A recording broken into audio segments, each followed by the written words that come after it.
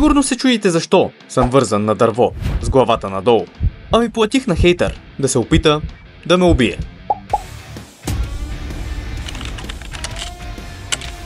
Това е човекът зад клавиатурата, който може да те нарани с думи, но никога с действие. Юзър 3569. Хейтър. Днес той ще ми даде 10 предизвикателства, като всяко следващо ще ескалира с огромна опасност за моят живот. Но има едно правило. Мога да откажа всяко едно предизвикателство срещу сумата от 10 лева. И моята първа задача беше да се измъкна от това дърво в рамките на 10 минути. Но знаете ли кое беше най-лошото? Шибаните микрофони не работеха. Той е много тъп. Но спокойно, усетих се на време. На третото предизвикателство. И без това тук успях да издържа само 15 секунди. А при всеки провал също трябваше да заплатя на хейтъра. И един дисклеймър. Видеото е по сценарий, но сумата, която натрупваме, ще отиде при истински човек. Твоето второ предизвикателство. Намираш се в гориста местност. Трябва да запалиш огън. Но искам да го направиш, докато държиш планк.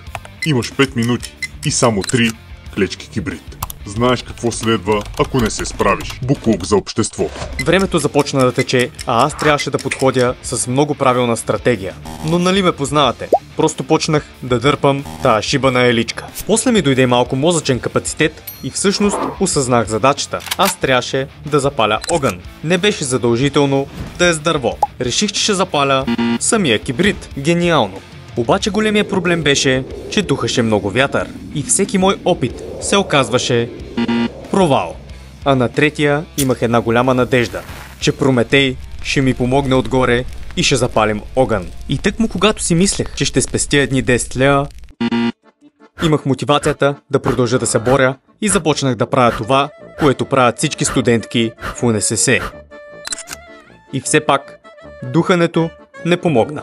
И след второто предизвикателство най-накрая оправих микрофоните. И се надявам да сте останали в клипа, защото хейтъра предстои да ми даде много малумни предизвикателства, с които да се опита всеки път да намаже с по 10 лева. Искам да влезеш навътре в гората, където ще получиш допълнителни инструкции. Ако чуваш гласа ми, Мишко, значи е време за третото предизвикателство. От твой прост мозък се изисква само едно нещо – да погледнеш надолу. Искам да направиш 10 000 крачки. Това ще бъде лесно. На един крак. Ти са еба. Приготвил съм парите за транзакция, обаче все пак ми е любопитно колко мога да изкарам. Че аз съм много добър в това, Ще успея да направя 10 000 крачки. Или пък... Толкова си жалък. Можеше просто да ми преведеш парите, а не да се правиш на ушким, че падаш. Докато си на земята, до разбитата ти мутра, трябва да видиш една монета. Ези ще бъде твоя профил в Instagram, а Тора акаунтът ти в YouTube. Искам да я вземеш и да я хвърлиш.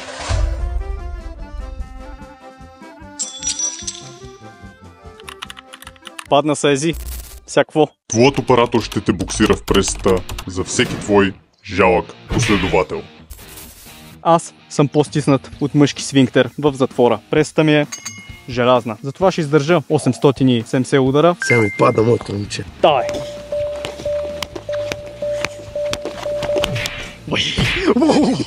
Беше голяма грешка да му кажа да ме удря наистина. Но исках да бъде реалистично. Може да се смея, но наистина не ми беше смешно. Издържиш ли? Ще издържа, ще издържа. Не, няма да издържиш, братле. Какво правиш? Да не беше последвал толкова аматски, моето момче. Станах по-известен, качих последователите. И това май се оказа за лошо. Мисля, че издържах колкото за 100 последователя. Затова ще трябва да се предам. След като вече не можеш да дишаш, идол на пуберите, искам да се обърнеш и да видиш дървото зад теб. Трябва да се покатериш на него и докато го правиш, да пееш "Хубава си моя горо", без да спираш. Това няма да завърши добре. Гледай сега какво става. Още помня Друмев, като се катереше на дървото. Не би трябвало да е толкова трудно. Стига да имам стратегия. Хубава си моя Горо, миришеш на младост. И там нататък не съм много сигурен как продължава. Се чувствам като Таразан. Ако не продължиш да пееш, ще те таксувам допълнително. Искаш да кажеш, че ако не продължа да пея, ще ме таксуваш по 5 лева. Хубава си.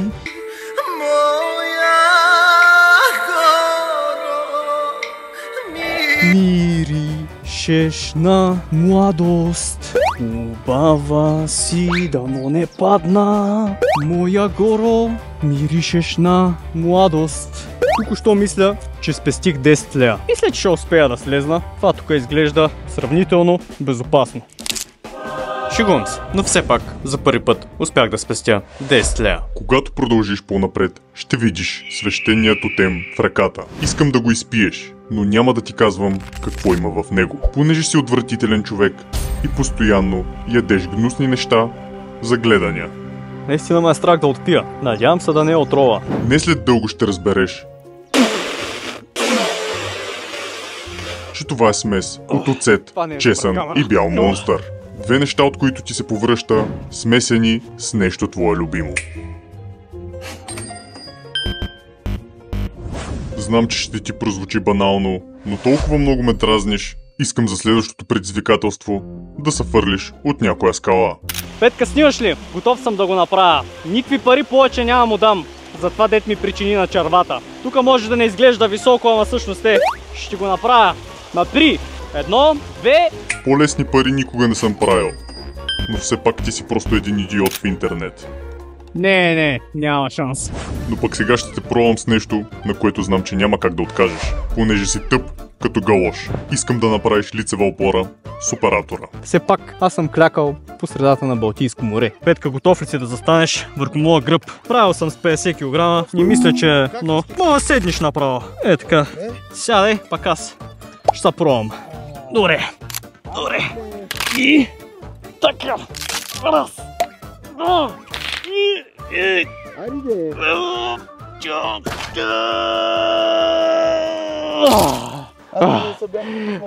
Искам просто да знаеш, че в тебе няма абсолютно никакъв хумор.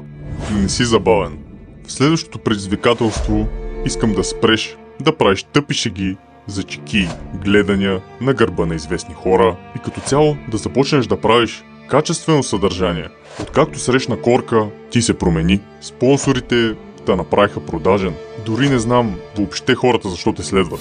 Можеш да откажеш това предизвикателство само срещу двойно заплащане. Преди да му платя, искам да ви споделя нещо. За днешното видео стоят много усилия. Имам дори оператор, който ме снима. И искам да му се отплатя с един много специален подарък.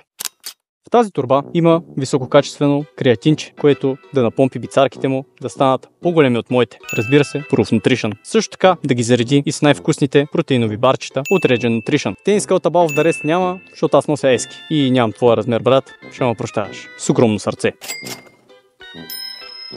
И наистина ще се радвам, ако някой от вас има финансовата възможност да ме подкрепи с някоя покупка в сайтовете в описанието. Силно се надявам да си готов да закръглим на 100 лева, защото предстои най-трудното предизвикателство, което съм ти подготвил. И моята глава го роди наистина с желанието да искам да те убия. Задачата е проста. Ще бъдеш вързан за тежък камък, а твоят оператор ще се опита да те блъсне с колата, докато правиш опит да се издърпаш с камъка отстрани на пътя. Не ти желая късмет. Чувствам се като балканския Ходини. Някоя менташка версия на Мистер Бист. Този камък въобще не изглежда да е лек, но ще се опитам да го помръдна и да се измъкна в случая от кадъра.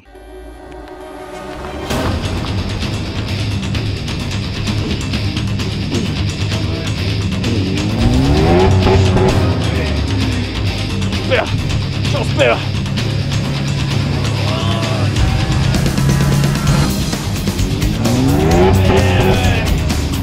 Или...